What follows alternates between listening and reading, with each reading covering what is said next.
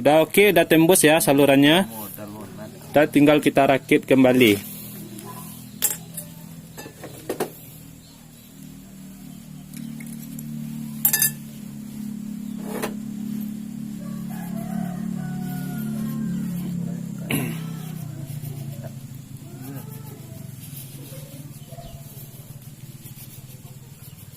Kau perlu masak pepek.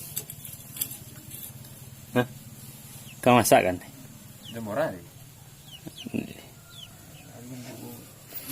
Selanjutnya kita rakit ya, hati-hati pemasangan. Ini cuma ke. Iya.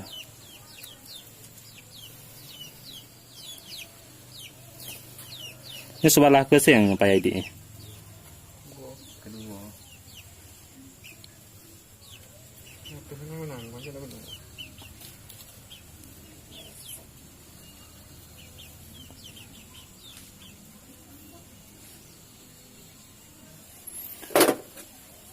Kalau pemasangan itu dikunci sedikit saja.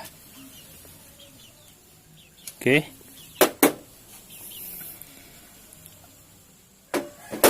Selanjutnya kita masukin kembali spuyer. Seperti ini.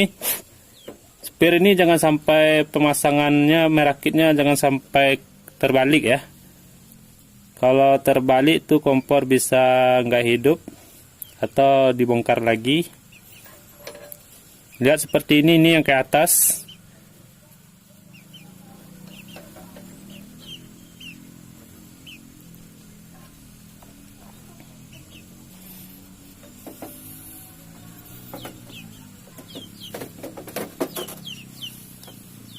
Terus kita bersihkan saluran pemancing api atau pemantiknya ya.